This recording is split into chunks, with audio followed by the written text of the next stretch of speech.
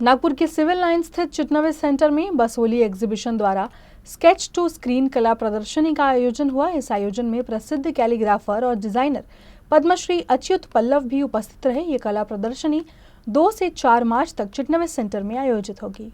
मी आशय चंद्रशेखर मेश्राम, मी designer आहे in the animation industry आणि माझं आजपासून म्हणजे 1 मार्च टू 4 मार्च चिटनवे सेंटरमध्ये स्केच टू स्क्रीन नावाचं एक्झिबिशन आहे आणि स्केच टू स्क्रीन याचे ड्युअल मीनिंग्स आहेत या नावाचे की एक आहे की माझं फर्स्ट ड्रॉइंग जे होतं, first drawing ever to my most recent artwork या एक्झिबिशनमध्ये दाखवले आहेत आणि दुसरं मीनिंग हे आहे की मी ॲनिमेशन डिझायनर आहे, तर जी फुल प्रोसेस असते ॲनिमेशन फिल्म बनवायची नाही तर ॲनिमेशन TV शो बनवायची, ते सगळे स्टेजेस याच्यात मी दाखवले आहेत लोकांना बघून एज्युकेशनल पर्पजेससाठी काही ॲनिमेशनबद्दल माहीत होईल आणि maybe more people will be inspired to work as designers.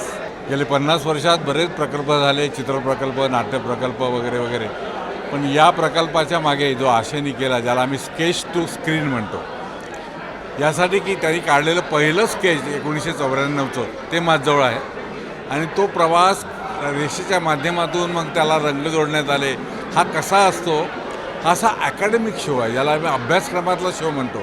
जरी त्याचे एक्सपेरिमेंट खूप असले तरी हा शो मात्र अकॅडमिक आहे, यासाठी की ॲनिमेशनचा शो पहिल्यांदाच होतो आहे नागपूरला.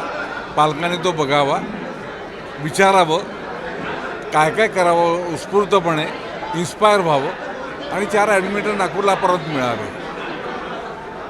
आता आम्ही जरी म्हटलं की आशया तू कॅनडामध्ये आहे, पण तो गेले प्रयत्न करतो यावर्षी इकडे नागपूरला शिफ्ट व्हायचा आणि इथून काहीतरी काम करायचा.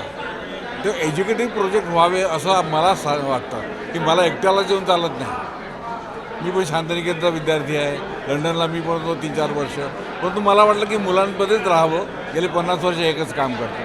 काही वर्ष मी प्रायमरी शिक्षक होतो, ज्याला सोडून आलो याला हे करताना. पण तो आनंद या ठिकाणी मिळतो ना, रेषेच्या माध्यमातून, रंगाच्या माध्यमातून, तो कुठेही मिळत नाही. आज आशाचं जे एक्झिबिशन आहे ते नागपूरमध्ये होत आहे.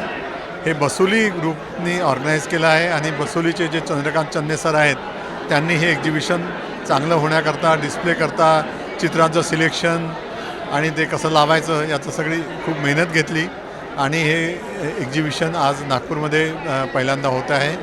आणि आशयचे जे चित्र आहेत, आशय 3 वर्षाचा असताना तेव्हापासून आशय चित्र काढतो.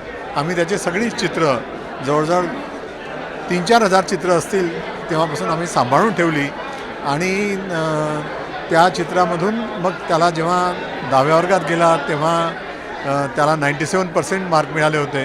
पण आम्ही त्याला विचारलं की त्याचं पॅशन जे होतं ते कलेकडे होतं, तर आम्ही त्याला डॉक्टर न बनवता त्याला कलेच्या क्षेत्रामध्ये पाठवलं आणि आज तो बाहेर देशामध्ये जगातल्या ज्या मोठ्या स्टुडिओज आहेत त्यामध्ये काम करतो.